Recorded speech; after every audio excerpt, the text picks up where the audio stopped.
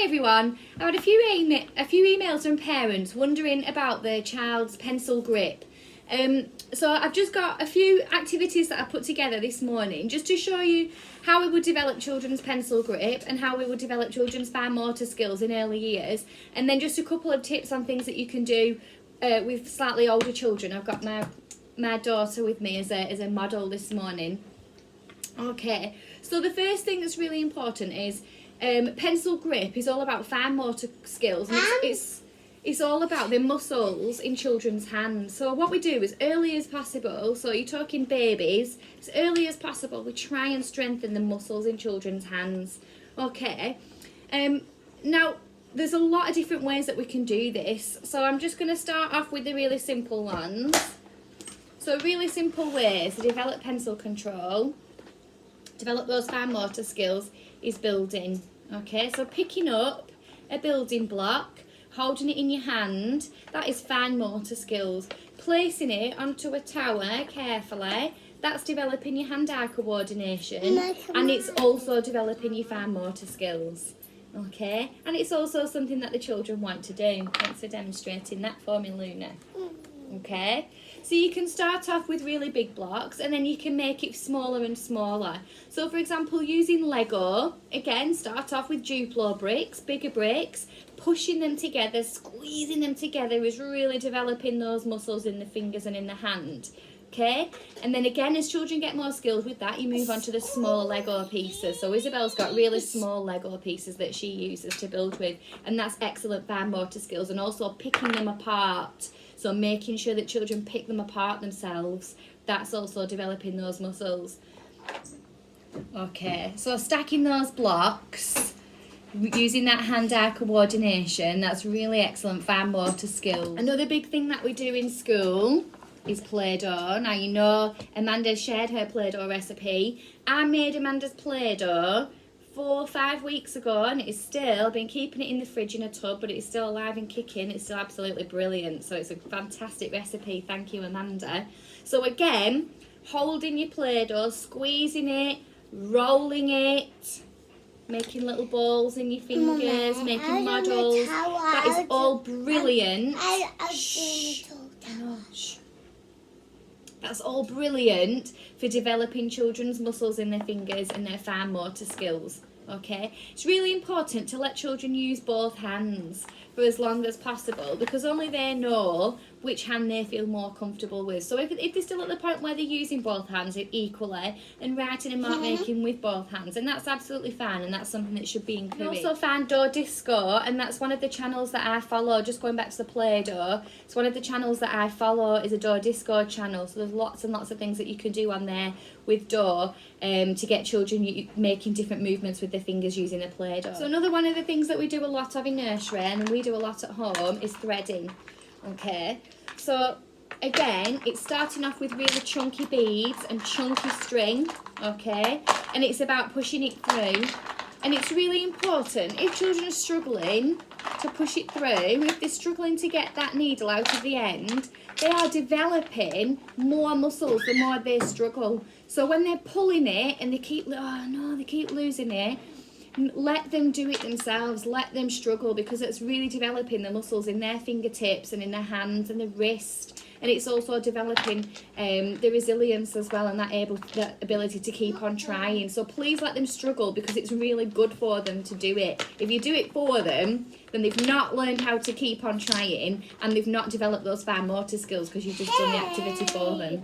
Okay, and then as you get older, so me and my big girl, she's nearly 8, and we're still working on those basic principles of things that we do in early years all the time. So threading, but we've just got on to finer skills. So she'll get some thread and she will plait it. So she makes a lot of friendship bracelets, and she uses small needles, she does a little bit of stitching, and she's putting on small, really tiny beads. So again, it's still building up all those muscles even though she's much older. So another thing to think about with children's pencil grip is that sometimes pencils can be really thin. They can also be really slippy to hold on to. So have a think about using pencils and writing tools that your child finds easier to hold on to.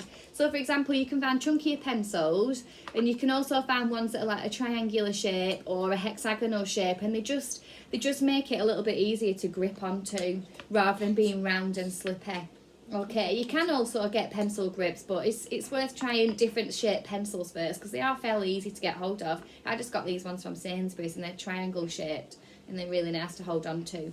So a bit chunkier pencils.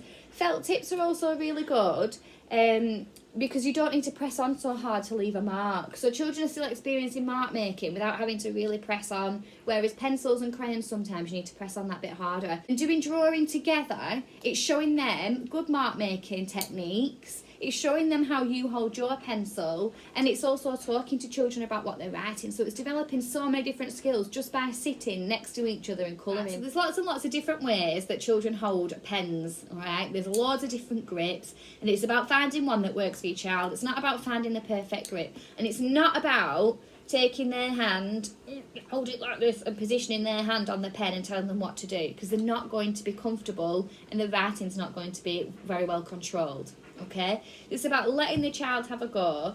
Sometimes you can gently prompt them and just say, oh, try holding it like this, but try not to manipulate their fingers too much because you don't want to make them uncomfortable and you don't want to take out their enjoyment of mark making either.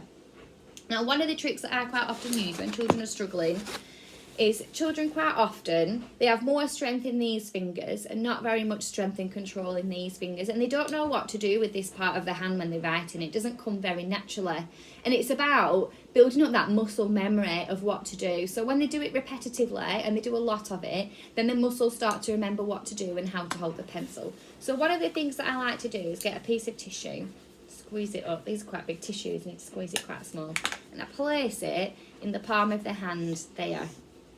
And that will give these fingers somewhere to rest when children are writing. Alright? Like that. So it gives these fingers somewhere to rest when the children are writing. So try that.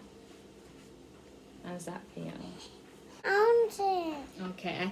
So just by putting a bit of tissue in this part of the hand, it just gives these muscles, it just means that they're not having to hold on as tight and they've got something to do in this part of the hand. Okay, so I do find that is a really good strategy. So I hope you found that helpful.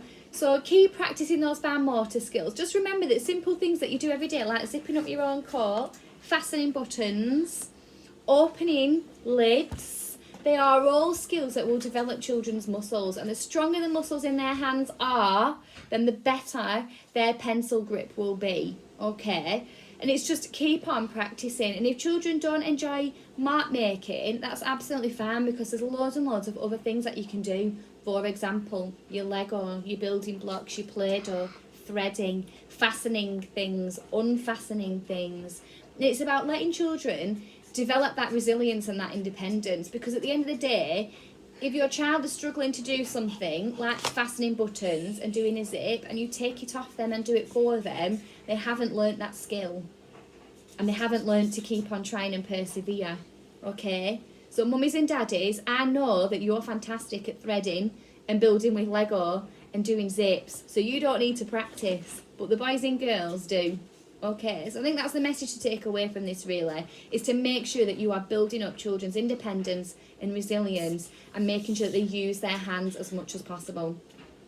Okay, if anybody needs anything, then please message me and let me know, and I'll see what I can help you out with. And don't forget to check out the Do Disco YouTube channel as well, because she's fantastic. Okay, good luck everybody, keep mark making and keep building up those fine motor skills in your hands. Bye!